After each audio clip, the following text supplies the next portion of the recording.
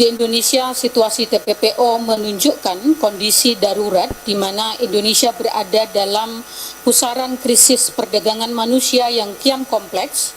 Data menunjukkan masih terlihat adanya kegagalan sistemik dalam membendung jaringan dan sindikat perdagangan manusia. Kelompok rentan seperti perempuan, pekerja migran, anak-anak terus menjadi target utama dan mengalami peningkatan yang sangat tajam.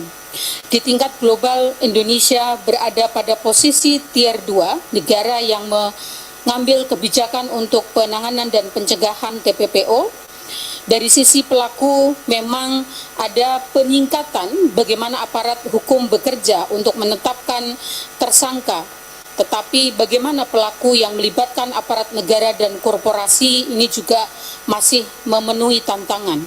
Di sisi yang lain, secara khusus, situasi TPPO di NTT memperlihatkan data pada tahun 2017 hingga 2026, kematian pekerja migran NTT yang dikirim dalam kondisi jenazah sejumlah 1.114. Di antara mereka ini merupakan korban tindak pidana perdagangan manusia, termasuk salah satu korban yaitu Adelina Lisau yang menjadi korban setelah mengalami kekerasan luar biasa oleh majikannya, di mana proses hukum di Mahkamah Malaysia itu belum memberikan keadilan. Majikannya dibebaskan meskipun kemudian Adelina menerima ganti rugi sebesar 2,5 miliar berdasarkan putusan Mahkamah Pineng, tetapi majikannya dibebaskan. Bapak Ibu sekalian, situasi itu kemudian memberikan mandat kepada Komnas HAM berdasarkan putusan sidang paripurna Komnas HAM memutuskan untuk membentuk tim pencegahan penanganan tindak pidana perdagangan orang untuk mendorong efektivitas pencegahan secara nasional. Baik melakukan langkah-langkah kajian terutama dan koordinasi dengan berbagai pihak. Pada tahun 2023 hingga 2024, Komnas HAM sudah meluncing satu kajian terkait dengan evaluasi Undang-Undang Nomor 21 Tahun 2027 tentang efektivitas penanganan TPPO yang kemudian pada tahun 2025 kami secara khusus mengkaji praktek tindak pidana TPPO secara online atau online scam di Asia Tenggara, bagaimana dampaknya terhadap hak asasi manusia.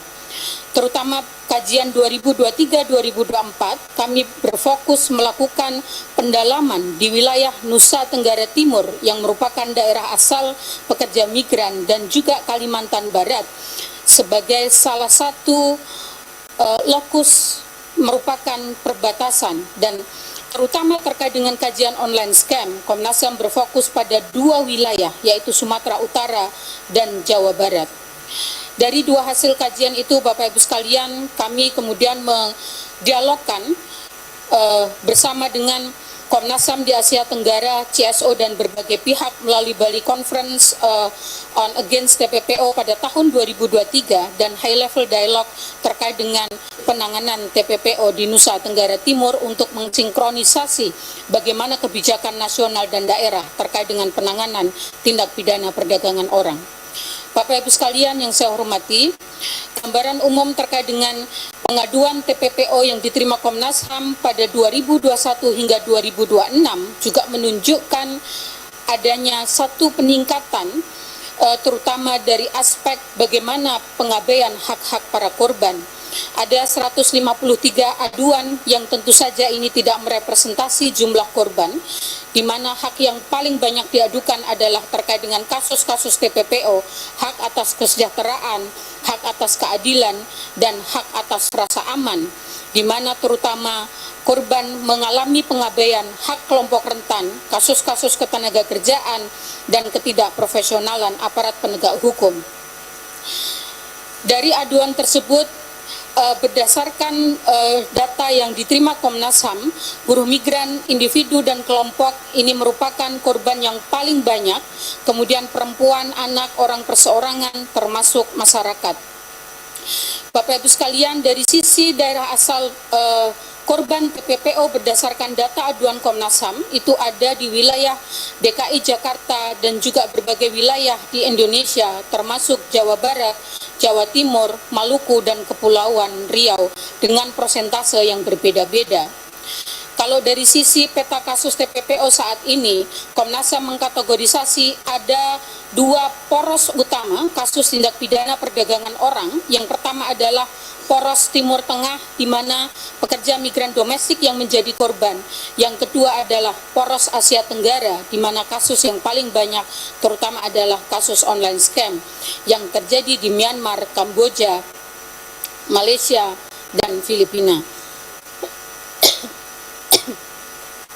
Bapak Ibu sekalian, sekali lagi masih berdasarkan data kasus yang diterima Komnas HAM, kita melihat terjadinya pergeseran hotspot kasus TPPO online scam yang terjadi di Asia Tenggara, di mana 85% masalah pekerja migran kita termasuk WNI di Kamboja adalah kasus penipuan daring atau online scam, di mana Kamboja mendominasi lokasi penempatan korban dengan peningkatan yang tajam setiap tahun.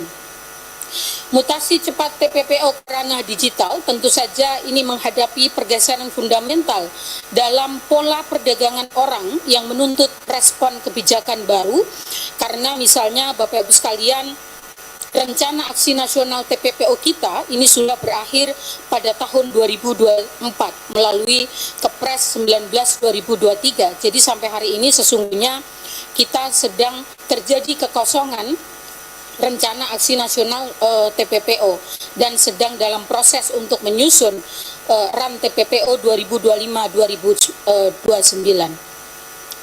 Bapak Ibu sekalian, kondisi darurat kasus tindak pidana TPPO di ranah digital atau online scam mengalami eskalasi tidak hanya dari Indonesia tetapi juga secara global, menunjukkan peningkatan yang cukup tajam baik dari aspek korban maupun lonjakan kematian warga negara kita yang dijadikan korban penyekapan hingga meninggal dunia di berbagai negara termasuk dan terutama di Kamboja. Bapak Ibu sekalian yang saya hormati, dari sisi akar masalah tentu saja yang pertama adalah faktor pendorong kemiskinan, kurangnya lapangan pekerjaan, dan juga rendahnya pendapatan, iming-iming gaji, dan juga modus tawaran pekerjaan ini masih menjadi salah satu akar masalah yang kita hadapi hingga hari ini. Kami ingin menyampaikan highlight atau pola kasus TPPO, baik ini berdasarkan data aduan yang ada di Komnas HAM maupun kajian yang kami lakukan, rekrutmen hingga dampak eksploitatif yang dialami oleh para korban, di mana terutama 3 izin penempatan ABK itu terdapat tumpang tindih kewenangan dalam penerbitan izin perusahaan perekrutan dan penempatan awak buah kapal.